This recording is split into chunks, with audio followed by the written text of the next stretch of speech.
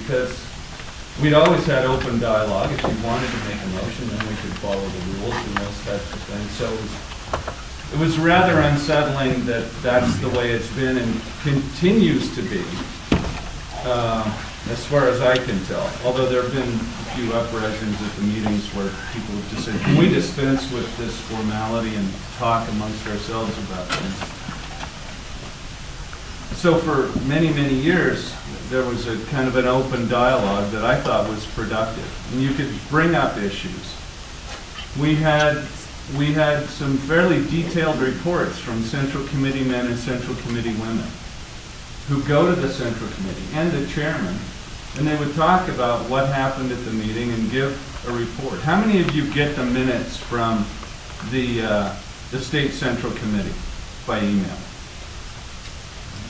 I get them. I don't know why I get them, but I get an email from Lee Boss. I get an email from Lee Bosler. Do any of the rest of you get that? I mean, so a few of you do. But those are minutes from the State Central Committee meeting where, you know, there are 3 people from each county. There's the State Central Committee man and woman and the chairman who can go to those meetings or their proxy. And they meet quarterly, and there's a lot of business that's done at those meetings. That is the state organization. You know, 2 or 3 years ago, I don't know that we had any money in the state party, and we shut down the Casper office of the party.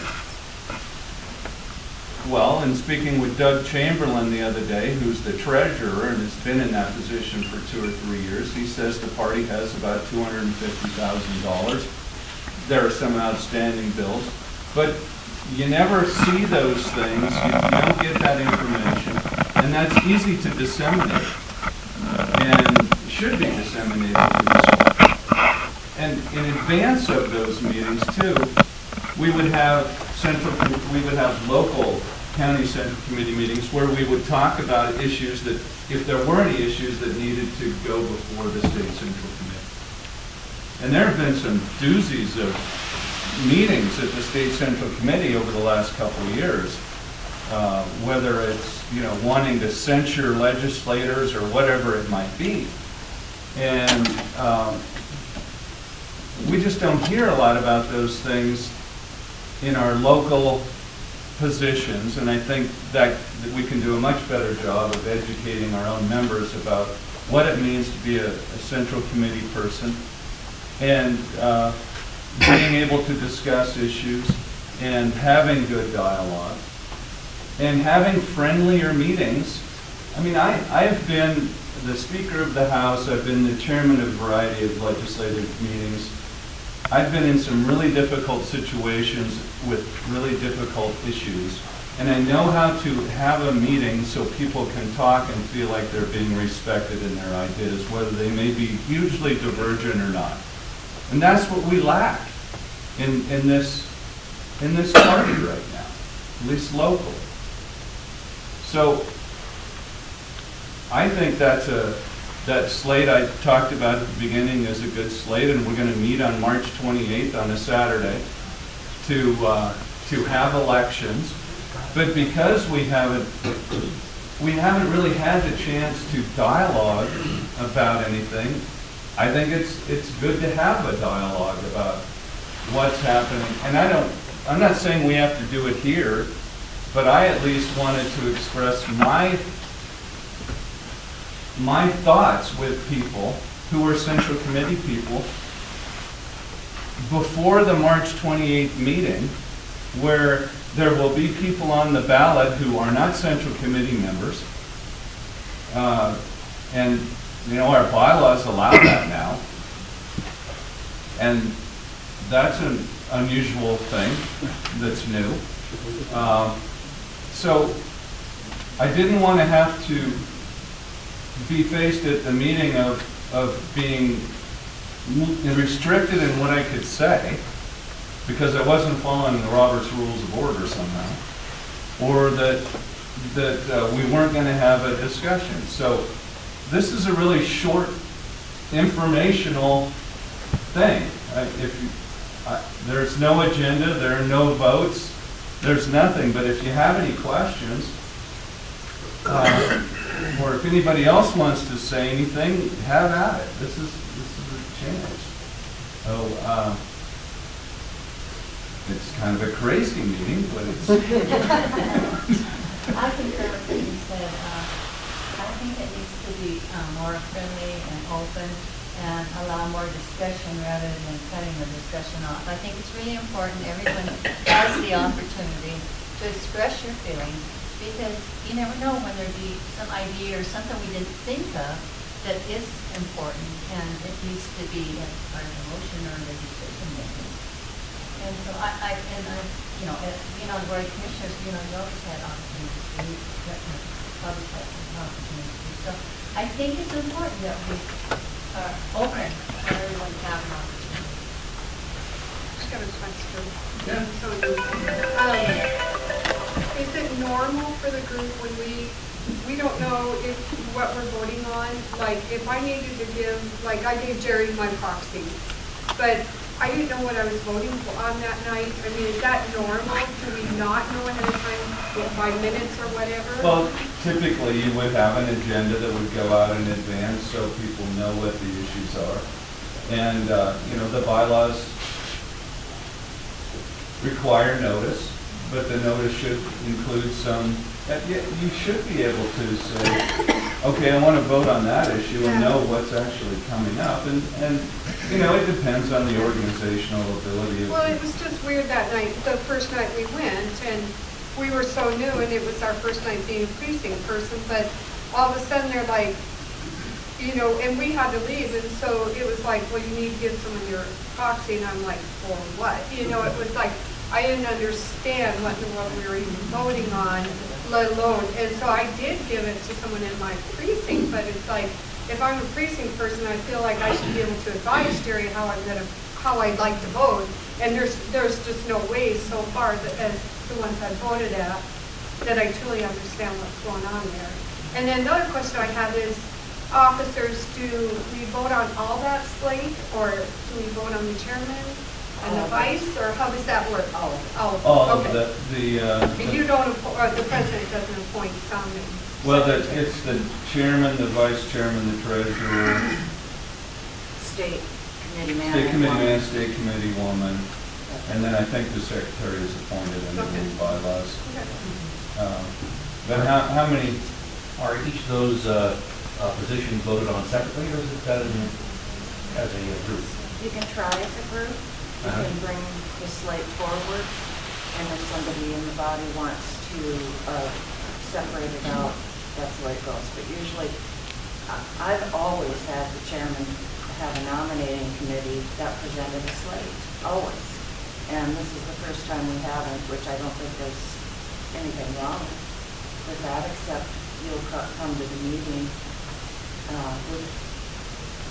We haven't heard from anybody who's running, so we don't have any. That was my next question. Well, at the state level where you have people running at the state convention, you know, you'll get mail in advance from people saying, this is why I want to run. It'll be an email or a letter. And you can do that on the local county level as well. Right. And then, I mean, I felt that having to put in your names a month before the meeting, I didn't know why I had to put my name in. I was okay doing it, but I thought, if I don't put my name in, am I then excluded from being a nominee? And well, you can nominate from the floor. right, you so can nominate from the floor, and how long I don't know what the plan is for how long people get to speak for any particular position. Typically, it's, 2-3 minutes, so people can understand who you might be and why you want that position. Is that what we're looking at, Larry? Yeah, probably. We'll have an executive committee meeting here shortly and figure that out. And I've been a precinct committee man for several years, and I have never received an email from anybody that said, I'm running. We've seen slates before, but I've never received an email that said, I'm running for chairman and this is why, or I'm running for state committee man and this is why. I've never ever received that. Has anybody here ever received one? Okay. I ran for state committee when 4 years ago. I sent an email along with Carol Armstrong. We both sent emails to the whole precinct central committee. So I wasn't the precinct committee then. Okay, well, that's why you didn't get one. And, Usually you have to beg people to run for something. Yeah. So it's, When I ran for committee woman, I sent a letter out beforehand to everybody. yeah, I always do. So they knew who I was and what position I was running for, because a lot of people didn't know me, and give me information and my phone number if anyone wanted to contact me. So I did send that out. So it's more unusual that people get them than don't get them. Well, I don't know. I don't know what the point is. You can send it out if you want to, and you'll get it. We have the ability to communicate with each other by email very easily.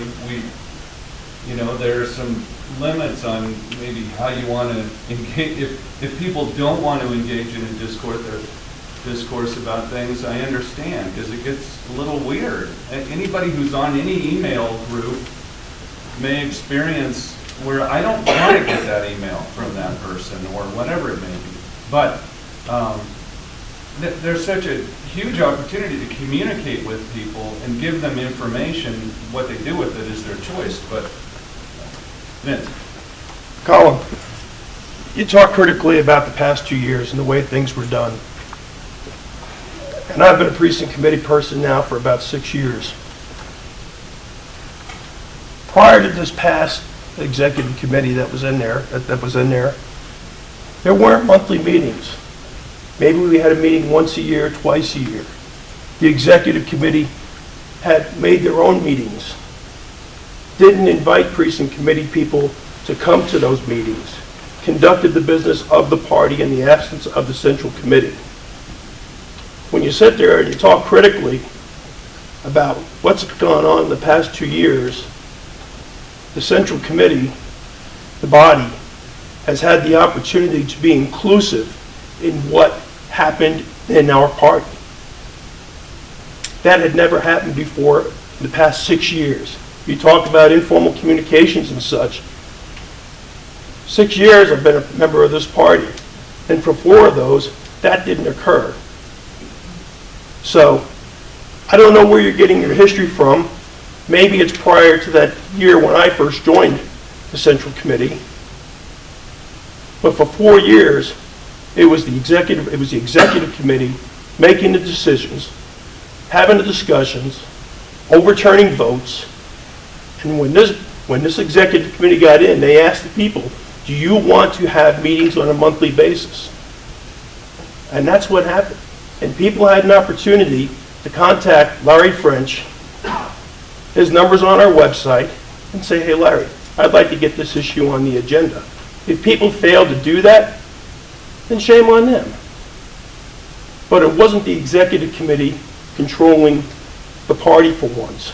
It was the central committee controlling the party. So I don't know where you come from regarding the inability to talk. I look at things have gotten better, and there's a small select group of individuals who didn't like the way it went and kicked their feet every time we had a meeting. My observations, my opinion. You can agree with me or disagree with me, but that's what I observed. Well, I don't think I said anything. And I'm sorry, I did have a question in the end for that. Okay. What is your intent should you get elected as the chairman? Are you going to continue with monthly meetings? Are you going to allow the central committee to be inclusive in what occurs? Or are you going to rule by the executive committee? Like you guys do? Yeah. We have meetings every month. And I can't say that we did I it. know you do. Huh? I know. Well, can you bring out a specific incident since you're making an allegation? To answer your first, If you're going to make an allegation, can you make an instance, for to instance? answer your first part of that, what I said about the meetings was that there was not free discussion at the meetings, and that we were impeded by the Roberts Rules of Order. And when you go to the Roberts Rules of Order and read them, it says they are not to be used to impede business and to intimidate people, and that's what they're used for. It's just, it makes no sense. So, will we have monthly meetings? If you want to have monthly meetings, sure. but keep them short and to the point and do business and let people know. And yeah, I'm inclusive, sure. Whatever it takes to have a strong Republican Party in Wyoming. I always believed that once you became a Central Committee person, there was some obligation to support Republican candidates. Here, here. But there became this, if you don't fit this mold, you know, how do you separate being a Central Committee man and supporting candidates and not supporting others? It also comes down to the issue of 100% allegiance to platforms and resolutions. I don't vote yes to every one of those that are in there, but because I'm a member of the Clark County Republican Party, do I have to have blind allegiance to those? Apparently I do, in some instances, and I don't agree with that. And I don't think that's the basis of the Republican Party. So I can talk more about what I want to do on March 28th. And you can all decide. But these are issues that kind of are floating around out there amongst us. And Well, if you're talking about inclusiveness, excuse me, I've got bronchitis. Why didn't you invite everybody to this meeting? Why was it only a select group of people? well, because it was just a meeting Why was of- there a political action committee that endorsed certain This is Republicans? not a PAC meeting, Vince. This is. No, I'm saying, why was there a PAC that you were in charge of? People. Friendly. Well, election. because meetings with you aren't very fun, Vince. Oh, well, Yeah. I'm sorry, I'm not there to rub your back. Before this evolves into the meetings that we're used to, we're here to, I'm here to learn about some of the candidates that have expressed their interest. And I just like all of them that are in the building, let's stand up and talk about that. Let's quiz them on what's important. And I think to Vince's point, I don't think it's the place of the chairman to delineate all those things. It's the place of the body of the people in the organization to come up with how often they want to meet and all those things. This is the first time in, as far back as I can remember, that there were monthly meetings. I mean, there's 3 required meetings for the county part, 3 required meetings by state statute. And that's elections, that is organizational meeting, and a training session. If you want to have monthly meetings, fine, but to me, it was a waste of time. So it's up to the chairman. Each chairman will lead the way he sees fit. Sometimes it's good though to have input from the rest of the Yeah. board. I'd like to say something. A situation was brought up, and I happen to fit that situation where I'm Kathy Jacobson. I'm running for treasurer, and I am not a committee member anymore. I was, but I wasn't reelected. And so I fit that maybe an officer, but not a committee person right now. I was the last 2, but that's, I just wanted you to know that that's not a really big red mark or something. It just is the way things are happening right now. And yeah, I'm involved. I've been asked to be on special committee, and I was the chairman of the committee that reviewed the finances. So we reviewed Vince's work every month during the past year, and I know how important it is to keep everything just ship shape, which it was. So that's why I'm running. Glenn Schultz, previous vice chairman of the Clark County Republican Party. I kind of agree with Colin's point regarding the Robert's Rules of Order. To me, they got a little cumbersome, and not having read the whole book, I couldn't refer to one or the other, but there has to be, be some semblance of order, it seems, at the meeting. And I think the meetings, the monthly meetings that Larry held were extremely informative, well conducted, and peaceful for the most part. And but somewhere we got to have some sort of rules, regulations, guidelines, or something. And there are the bylaws that we have that kind of govern what the Central Committee and the Executive Committee are supposed to be doing. In the past two sessions before the last 2 years, from 6 years ago till 2 years ago, it was somebody, I think Larry mentioned, there weren't very many Central Committee meetings. And Central Committee members, what was their job if it wasn't to come to the Central Committee meetings and give some input? I mean, go out, knock on the door and say, come on in and vote sometime. Yes, But that's the job. That's not the only job of the Central Committee meeting. The Central Committee meeting, according to the bylaws, has more responsibility than that. The Central Committee, when the chairman or the executive committee decides to give a couple $1,000s to a candidate, it seems to me that couple $1,000, all the money that comes in to the Central Committee or to the Treasury comes from all the people in the county, and all the people in the county can obviously come in and vote. So a good representation of those people is the Central Committee, and they should be coming in and voting on, especially thousands of dollars given to some person or something that wherever that money is going to be spent.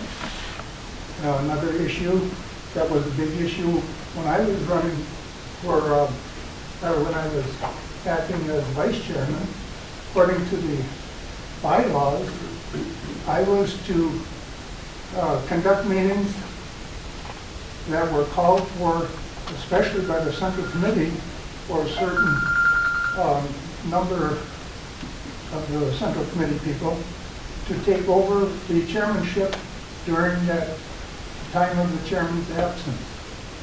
That did not happen. That was fought tooth and nail, and bylaws were totally ignored. So that's, and people who are running now in this, I saw some email come around where you, Terry, and a couple other people were running for office, and it scares me to no end that several of the people that are running have close connections or that were previously on the executive committee. I wouldn't want to see that happen again. I don't think this is supposed to be a meeting to bash people. No, I'm not bashing people. I'm talking about guidelines and Central Committee Same old, meeting. same old. Joe, I think the demeanor and conduct of this meeting is an example that you can have an orderly meeting without being impeded by Robert's Rules of Order. Colin, you're keeping great order, and it's just mutual respect that creates the order, not anal rules or the anal application of rules. Let's get back. If you don't mind, I think what's really happened in the last couple of years is that people who are precinct reps have gotten confused between how they can express their personal opinions and their role and duties as a precinct rep. And I think it would really help us all if you could help clarify the dynamic between personal opinions and precinct duties. go ahead, Larry. How many people in this room were on the bylaws committee? I think Jerry and you and Joe and Paul and myself, Andres and I have a copy of the new bylaws. Article 2, procedures and definitions. Point 1, all meetings and conventions shall be guided by these bylaws and by the 11th edition of Robert's Rules of Order. Larry, how many people voted on the new bylaws? It was, how many voted on? How many voted total? You know, I don't know who was present at that meeting, Were but there there more was than probably 50? 60.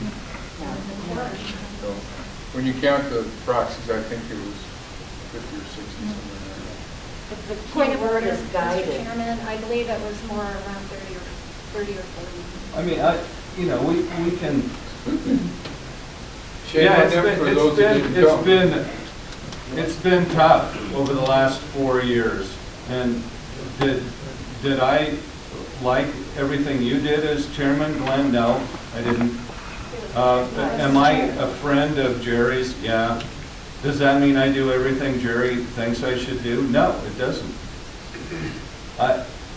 I'm a Republican who has run for precinct committee man, and I want to see this function better, the Park County Republican Party, and it can and it should.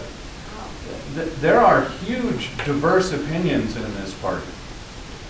I wasn't talking about your particular relationship to Jerry. I was talking about the majority of the Central Committee's request or relationship to the Central Committee, or to the Executive Committee.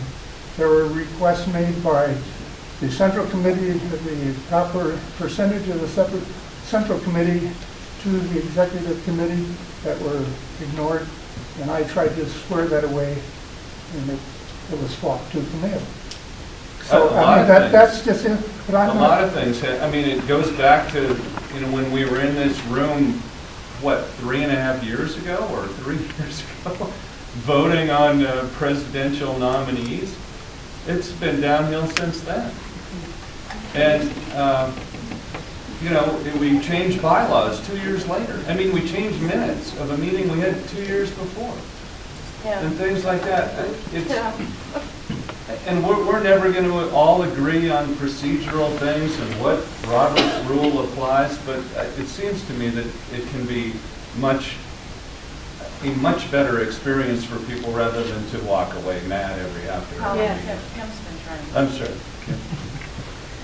Tim's like, I've been a precinct person now after a second election, but I've been very disappointed, to tell you the truth, with what we're doing. To me, this is the grassroots of our system in this station.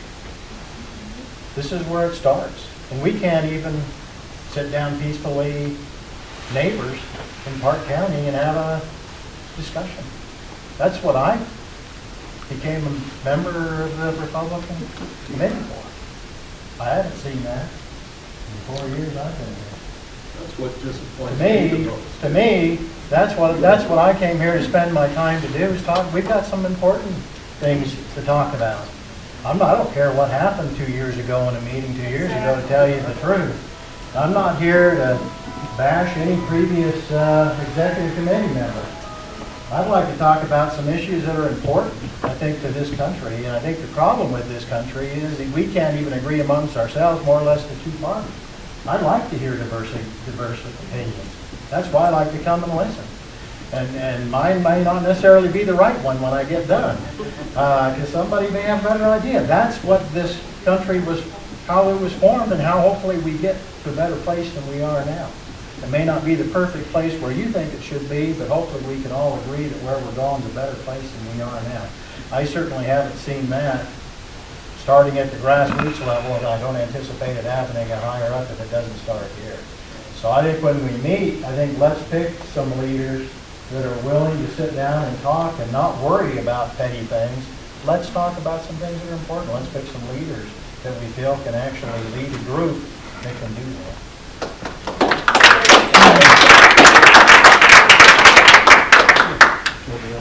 Jake Yellinger. I was just going to say that one of the things that I think is kind of interesting is, Robert's rules can be very stifling. But I think it's ironic that, and since basically I became involved with the convention roughly a year ago, and it seems like at the meetings that I've attended since then, there's a lot of the people that are saying how horrible Roberts are. We're steadily jumping up point of order. So I think this is kind of ironic. Well, can I just Here's address someone. that? Oh, that lady's standing. I know, but let me, there's a distinction, I think, between just the general discussion and then something that is requiring a vote. And when you require a vote, or you're in that procedural aspect of the meeting, you do have rules, and you do have to recognize points of order and proper objections and things like that. But I mean, when someone wanted to talk about something not on the agenda or a different issue, it was put that into a motion. What? How do I put into a motion that I want to talk about the ditch, on Hard Mountain? I move that I talk about the ditch, but there have to be procedural rules to keep order, and they can be abused. Lori. I have a question for the body at large here. What I want to know is, what do all of the precinct people think your job is at the precinct? Well, I don't know what my job is, but I have been on this board before. In fact, I was state central committee woman years ago, and I attended the county convention last March, and I was appalled. My beloved Republican Party had turned into a poisonous viper's nest. And it's so bad that instead of just, there's always been two wings of the Republican Party, probably 10 wings. But before, it always seemed like when there was an issue, you voted it up or you voted it down, and you moved on. You know we're not all going to think alike. I don't even think like my husband. But come on, let's just, make a motion and vote on it, yes or no. And, when we turn on our own elected people, something's gone very wrong. So I would support any kind of movement forward we can do together, all of us, and make something good happen. Let's raise money for our candidates. Let's decide what our platform is, and you're not going to be happy with everything on it. No one is. But I have a question. I'm going to be gone on Saturday, and I need to know how to do a proxy. Larry? Are you going to send it to Go to the website, Park County GOP. There's a proxy form in there. Fill it out, put your name, who's carrying it for you. Does that person have to be in my precinct? Yes. Yeah, what's your precinct? So somebody in your I precinct. can't get anybody in my precinct. And if that's the case, then you just won't have a vote. But just call one of your neighbors and let you know. And so it's on the website. Just print it off, fill it out, put the date of the meeting, and you have to sign it and they have to sign it. Okay. Do you know Bill Burnett? Bill Burnett? He's your precinct committee man. He could carry it He's for your me. mail. Yeah. Joe? I'm Joe Walker, and I am also running for state committee woman. The last 4 years, up until this last election, I was a precinct committee woman. And so I had an opportunity to walk my neighborhood and 2 years in a row win the vote, or 2 terms. And so I had opportunity to see the two, how it was conducted for 2 years and in the last 2 years. What I realized when we worked on the bylaws committee together, we certainly were a wide variance. I think a good representation of even what you were speaking of. The 2 or the 3 or the 4, the spectrum of the Republican, how we as Republicans stand and what we support. And there's been a lot of angst on both sides. A lot of things that have been said on both sides that have been, again, at times poisonous. a lot of people's feelings hurt, a lot of strong things said, a lot of truth said. What to me is really important is these next 2 years. I mean, what has happened, what I see, and this is just my opinion, of what's happened here and much to what Ken, is it Ken? Ken. Ken, okay. What we've seen is what a lot of what we see in Cheyenne, and definitely what we're seeing in Washington, D.C., within the Republican Party itself. I fear for our country. I fear for our future if we across this nation don't get it right. And all the voices do need to be heard and not shouted down. We do need to hear and to consider. Stand strong for what you believe in. Hold your elected officials accountable. Speak what you need to speak. But ultimately, they're responsible for their vote, and they have to stand before the people as well as their maker, depending on what their vote is like, as to how they voted. But I would like to see us come together in respect, in unity, as much as we can, but at least respect each other's opportunity to speak. To the whole Robert's Rules things, if I remember correctly, the chair himself can suspend certain rules. So that's really at this point, because it will be handled the way that it's going to be handled by whoever is the chair. But for me, having the 2 years under no central committee meetings except for what was required, and then the last 2 years, I felt that I had a much greater voice and that I could be much more effective for the people that I represented in my precinct because I had an opportunity to communicate and to speak. And did I have some contact with a few people in the precinct? Yes, I did. And so I would certainly hope that whoever is the chair, that we, even if it's not every month, but at least on a consistent basis. Because if I recall correctly, first of all, I believe, Colin, one point that you said was that my perception of what you said was that as the person being able to run for an office, not being part of the central committee, the impression I got was that you were saying this was new, and that's not at all. It's been part of the bylaws ever since I've seen the bylaws. I might be wrong, but I'm pretty sure I'm right on that. The thing is, Joe, is over the years, for years and years and years, people moved up from within the body. People moved up and they knew what the committee was about. They knew what precinct people were, their job was. And so each chairman pretty much knew as they rose. Yeah. And it's not a legislative body. Right. Well, the reality is here is, just as an example in Kathy's situation, my situation, we've been part of the body, so it's like we do know. It's not like we're coming in off the street and saying, hey, I want to run for state committee woman. What do I do? We have a pretty good idea. But anyway, the point being that what I would really like to see is a real effort by everybody to really work together the way we on the bylaws committee did. Because we were a very good example of the complete representation of the Park County Central Committee. And the Central Committee is the governing body above the Executive Committee, I believe. Thank you.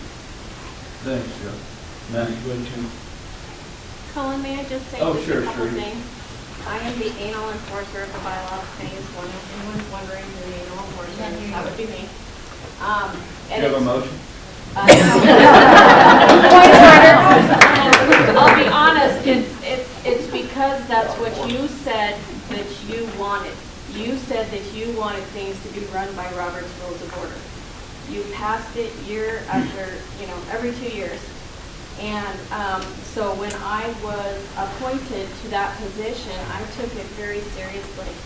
And so I apologize if I've hurt anybody's feelings or felt like you were stifled. But at any time, you can suspend the rules.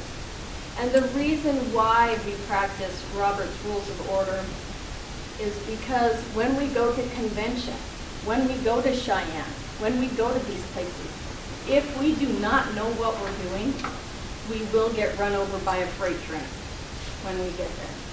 You have to be knowledgeable. And so if you don't have any practice being knowledgeable, then you get up there and you don't know what you're doing. So again, I was following just exactly what you asked me to do, and that's what I've been doing. And I want to congratulate everybody running for a position, not just the people that were on the slate that I saw, but there are so many people who are excited about running for a position. And I love to see that. I mean, I love to see great competition, and you're all very highly qualified, and so I'm excited to see that race. And Jerry was talking about a succession of candidates or something for office. I've never seen or heard of that. I'm not aware of that. You took that wrong. I didn't say a succession. I said usually people involved as a precinct committee man or woman were there for several years or whatever, and our executive board usually came from the body. Well, for as long as I know in the bylaws, Joe is absolutely right. Well, I'm not here to argue. It's been all Republicans, and that was my experience, and that's what I knew. So anyway, good luck to everyone. Thank you. Thanks, Jerry. Matt? We are now 3/4 of the way through the amount of time that I personally have to attend this short meeting. So what I would propose right now is that the folks who basically called this meeting are allowed to stand up and support their views or take criticism or whatever they want. I would also like for any other candidates, whether announced or unannounced, to also stand up and let their positions be known. And let's get this show on the road. You're here. Before you do that, are there any other candidates who are seeking positions on the Park County Central Committee? Executive positions? I don't think that's what this was supposed to be. Well, in all fairness, I think they ought to be recognized. Can I get a copy of this video? I have a question. Yeah. In the original memo that came out, email, it said that those who are interested had to respond by March the 1st with a biography. Is that not true? And that went to Larry? Yeah, but it hasn't come out. Well, So where's it that said, information? I mean, did you get any biographies from anybody, Larry? or did you hear from anybody else? I mean, Yes. if you were requesting I have 7 nominations. people who have contacted me that were not on this list, and they're in the process of deciding which position they would like to run for. The way I read the email was, To tell you who they are if you would like to know. Well, it would be good to know that information before we actually come to meet and vote on the 28th of March. Of course, we're going to take nominations from the floor, so then that opens up. Exactly, but still, you know, if you're somewhat educated on who you're voting on, that makes for a better election. I will send everybody an email and let them know that this group would like to have a resume or personal why I would like to be this position or whatever. So we can use. Just the name. Just the name. Just the name. Are we going to have question time? Well, of course. Yeah. okay, my name is Colin Simpson. I live at 201 Rio Vista Avenue. I've been in 25-2 since 1993, 92. And I was a member of the Central Committee here. Before that, I ran for precinct committee person and served under Marge Simonton. Help me, Jerry. Okay, so I'm running for county chairman, and I believe that because of my past experience with the Central Committee in Cody and in Park County, I understand a lot of the history of the Park County Republican Party. And I also have a strong basis in procedural meetings and how you have a meeting and how you respect people.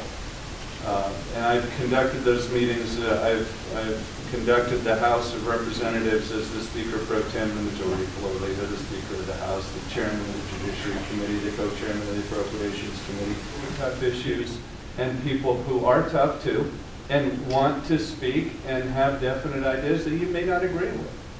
And I always figured the process is the most important part of the product.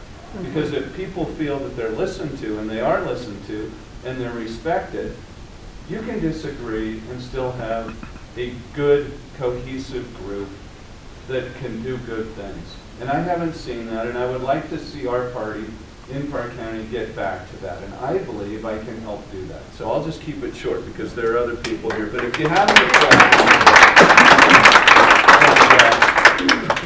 I can put it all in a bio and send it out. But if you have any questions, ask me. I'll be happy to. Email me, call me, text me. I'm David Northrop. I'm running for vice chair. Like Colin, I've been involved in the party for many years. Since I was a little kid, I can remember going with my granddad and my parents, just as Colin has, and being involved with the party. At one time, I was party chair. It's been many years ago. I can't remember, 8? Yeah. Okay, 8 years ago. And so I just thought it'd be nice to get some unity back into the party, to pull it back together. I'm not a precinct person. In my precinct, Larry French is a precinct person, so I just want to make sure everybody understands that part of it. But I just like to get the unity back together. I'm also from Powell. I would help to get some more people from Powell up here and get more involved. Would like to see all the counties working together so that we can support the candidate that we choose. I think that's what's wrong with the presidential race. We're just so splintered. Everything is not working. People are not working together. And we need to get back together and get a focus, because if we don't, we're going to botch another election. Thank you. Is there any chance that the meetings could be held periodic, once in one column, one in Coney? I mean, They've been doing that. One meeting and Nobody can one hold place? it. What? Meetings held. Sometimes it works. Well, we get more foul people is what I think. We have to, I'm Terry Hinkle, and I served as vice chair under Mr. Northrop for 2 years. I was state committeeman for 2 years. Been involved in a party here in Park County for about 12 years as a precinct committeeman, so 12 years. I was very successful in fundraiser at Lincoln Day Dinner. About 4 years ago, we raised $40,000. And I've yet to see that record beat. And I challenge anybody to beat that record. And my goal is to work with this leadership team we have. I know we're all united. I think we work very effectively. And I think everybody in this room will agree on one thing. I bet you we don't want Hillary Clinton to be our next president. In conclusion, I think that if we don't pull together and work together, we're going to have that split party in 16. We're going to have this group fighting us because we're not strong enough on social issues. We're not strong enough on other issues. We're not going to vote. They're going to stay home. And I heard somebody on the radio, I'm not going to quote names, 3 weeks ago speak their piece. They said 5 million members of this particular party stayed home. That's why Obama won re-election 3 years ago. They stayed home, 5 million members of this particular party. So that's why I want to work to elect the next president, whoever it is in the Republican Party. Because I know if we split the party, we're not going to win. And I just hope and pray that we can, work together and be successful. Thank you.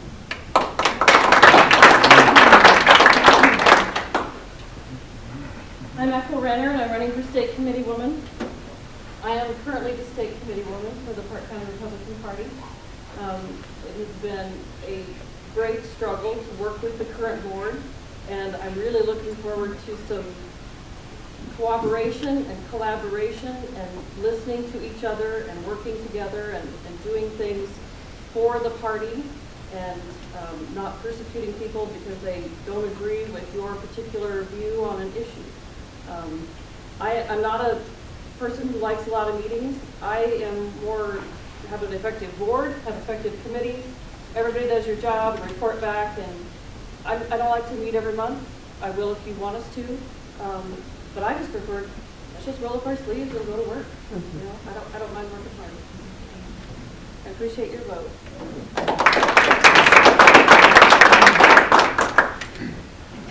Well, I'm not running for anything, but I've been called everything. And so, I'm starting all over. I'm a precinct committee man. I did this in '59.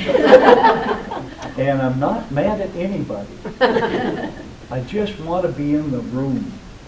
So instead of talking that way, I visited with Larry about things as he was going through. Think of the frustration this guy has had in dealing this monster ship of issues that have nothing to do with what the hell you're going to do with the country that owes $20 trillion the end of this decade.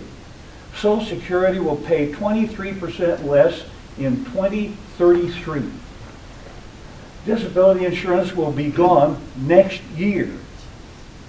Medicare and all that will disappear in 2026.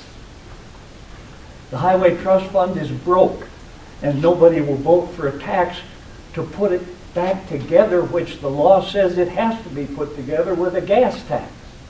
Where is everybody?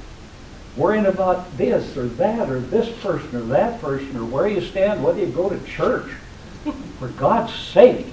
That's a good one for church. But Larry and I met one day and I said, where is the list of donors so we can start getting some bucks? Unless I missed the boat, he said, I can't get that list. I can't get that list within the Park County Party. Because There the is treasurer... no list. Look, there's a list of people who have given money over the years to this party with their addresses. Couldn't get that list. And I don't get that at all. How do you get money if you don't have a list?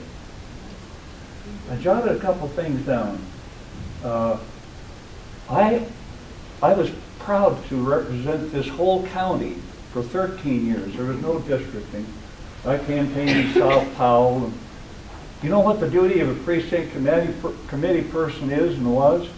Go around your precinct and tell people who you are, not that you're running, help your party. Yeah. So Ann and I went through our precinct for Barry Goldwater, and boy, we took old farts to the polls and young people, and it was marvelous. And they all said, boy, we're just all for Barry, and 75% of the people in our precinct voted for Lyndon Johnson. Now, the last time it happened, somebody wasn't pure enough. And so every time we get to the saliva tests of purity, we give them to each other, and then we lose, and then we bitch for 4 years. This is our party. This is what we do. Clinton never got 50% of the vote twice. And here we are, fighting over purity. And you can fight all day about purity and get nowhere. Now, Larry and I don't agree on social issues, especially abortion. He feels deeply strongly. So do I. Do I care about that affecting my relationship? Gay, lesbian issues. We all care somewhere about that, so what the hell does that have to do?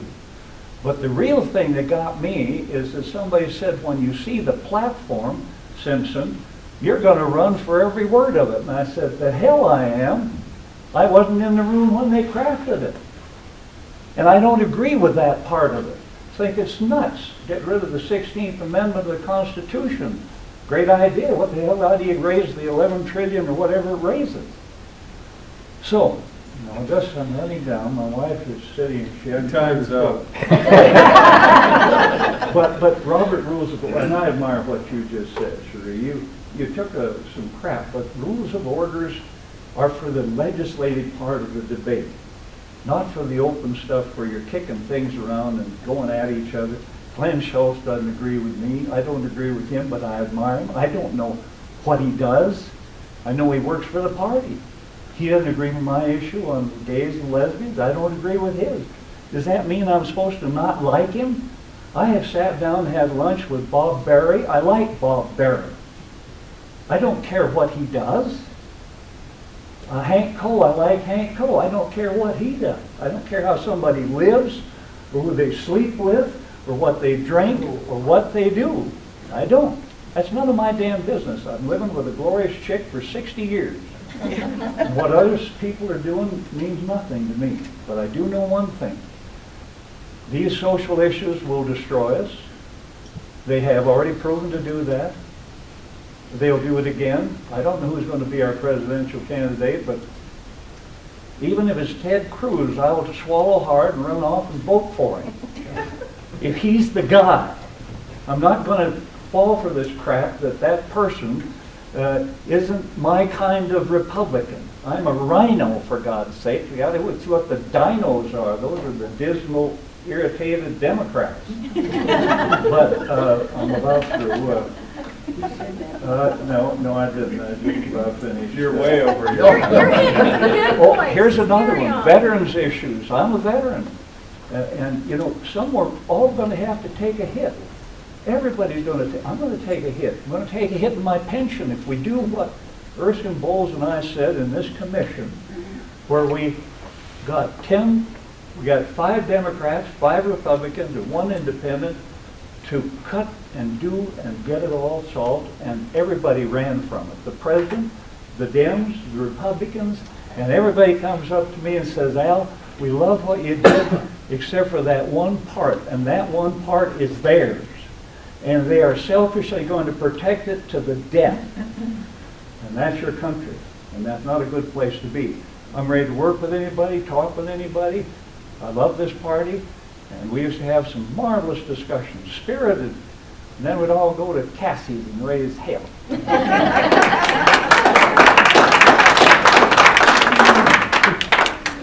Carol. You know, I've worked really hard for this party, and Terry said we raised $40,000. I worked my butt off to help him get that $40,000. With Larry, I have worked really, really hard to bring money into this party. I had the beer brats and boogie at Cassie's, a social time when we could get together and get acquainted. There were just a handful of people came, boycotted. Diamonds and Denim, same thing. A lot of people in this room got invitations, they didn't come, they boycotted it. You know, it's time and time again. I tried to do early morning breakfast with Larry. People in the community, leaders in the community to come and listen to him and hear how he wanted to lead the party. You know what? I got 1 RSVP. And I sent him to everybody that I could think of that would, you know, be interested in coming and talking to Larry. Leaders, after money, after support. You know, it makes me really sad. And then we did the barbecue in Powell. Just a few people came. So I'm working hard again to put on one more dinner. And I expect every one of you to show up. So do I. This will be the last time I work that hard for this party. Well, thanks, Carol. You are working hard. We appreciate it. I understand what you're saying, Carol, but I was unhappy the way things have been run. And But it's still I a think party. Well, It's yes, still but there's supporting rules, the and party. everyone should have an opportunity to speak. And I feel it's been cut back and people shut down. And I think that's what we are as a democracy, and we have the freedom of speech. And I feel we weren't given that. Is anybody else, is there any other We haven't heard candidate from your nominee? Pardon? We haven't heard from your treasurer. Well, I don't think she's here. Okay. I have one more thing to say about the chairmanship. Each individual chairman will run a meeting the way they are. Robert's Rules of Order, I was chairman for 4 years. I think I always had a parliamentarian there, but I don't think I ever had to call on that parliamentarian more than half a dozen times. So it's up to the individual chairman to run the meeting as they see fit. Okay, we're done. Wait a minute, with this trade, send it back to Congress, and they would vote up and down on it. They cannot filibuster, they cannot amend it, they can't say anything. It's just it's an up or down vote. They've only got 15 to 20 days, if that's the precedent set from the last trade promotion or the last fast track authority. So what I'm asking everybody to do is to call your congresswoman, the 2 senators, and tell them to vote no on Trade Promotion Authority, the TPN. It's up to Congress to look at these bills, not the president. We've already seen what he does with Obamacare. We don't want Obama trade. What's the position of the congressional delegation in Wyoming on these issues? Well, it sounds like they're for it, to give the president this authority. But I've sent a number of I sent a plethora of information to both Barrasso, Enzi, and Lummis regarding these trade deals. And I get back how great it's going to be, and it's going to bring all these wonderful jobs. Look at NAFTA, look what that's done to our nation. And I just got a letter back from Barrasso stating, I understand your position on the TPA. Then he just tells me what it's about. I know what it's about. How are you going to vote on it? He says, well, I'll keep your vote in mind, or your opposition in mind. What is that supposed to do? Which way are you going to vote? This is your job. That's why you were elected. You read those damn bills. And they're probably thousands of pages long. How the hell are you going to decipher through legalese of thousands of pages in 15 to 20 days? You can't do it. It's not going to happen. Now, March 25th, in this room, I am showing a video that will be in much more detail on free trade. And free trade is very dangerous. It sounds very innocuous. It sounds wonderful. But as Karl Marx said in 1848, he was all for free trade because what free trade did was break down the old social order.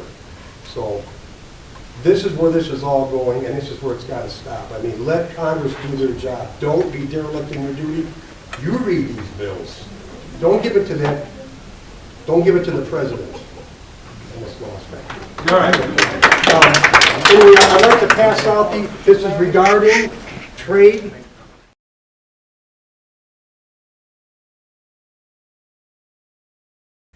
The very word secrecy is repugnant in a free and open society, and we are, as a people, inherently and historically opposed to secret societies, to secret oaths, and to secret proceedings.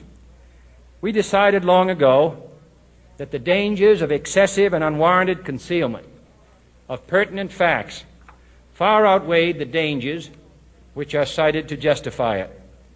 Even today, there is little value in opposing the threat of a closed society by imitating its arbitrary restrictions. Even today, there is little value in ensuring the survival of our nation if our traditions do not survive with it.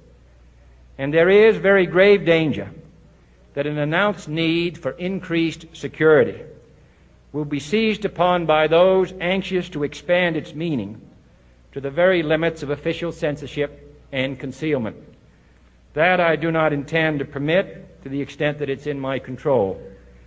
And no official of my administration, whether his rank is high or low, civilian or military, should interpret my words here tonight as an excuse to censor the news, to stifle dissent, to cover up our mistakes, or to withhold from the press and the public the facts they deserve to know. For we are opposed around the world by a monolithic and ruthless conspiracy that relies primarily on covert means for expanding its sphere of influence, on infiltration instead of invasion, on subversion instead of elections, on intimidation instead of free choice, on guerrillas by night instead of armies by day. It is a system which has conscripted vast human and material resources into the building of a tightly knit, highly efficient machine that combines military, diplomatic, intelligence, economic, scientific, and political operations. Its preparations are concealed, not published. Its mistakes are buried, not headlined. Its dissenters are silenced, not praised. No expenditure is questioned, no rumor is printed, no secret is revealed. No president should fear public scrutiny of his program, for from that scrutiny comes understanding, and from that understanding comes support or opposition, and both are necessary. I am not asking your newspapers to support an administration, but I am asking your help in the tremendous task of informing and alerting the American people. For I have complete confidence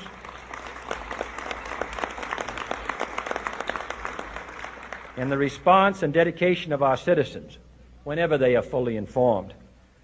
I not only could not stifle controversy among your readers, I welcome it. This administration intends to be candid about its errors. For as a wise man once said, an error doesn't become a mistake until you refuse to correct it. We intend to accept full responsibility for our errors, and we expect you to point them out when we miss them. Without debate, without criticism, no administration and no country can succeed, and no republic can survive. That is why the Athenian lawmaker Solon decreed it a crime for any citizen to shrink from controversy. And that is why our press was protected by the First Amendment, the only business in America specifically protected by the Constitution, not primarily to amuse and entertain, not to emphasize the trivial and the sentimental, not to simply give the public what it wants, but to inform, to arouse, to reflect, to state our dangers and our opportunities, to indicate our crises and our choices, to lead, mold, educate, and sometimes even anger public opinion. This means greater coverage and analysis of international news, for it is no longer far away and foreign, but close at hand and local. It means greater attention to improved understanding of the news, as well as improved transmission. And it means, finally, that government at all levels must meet its obligation to provide you with the fullest possible information outside the narrowest limits of national security.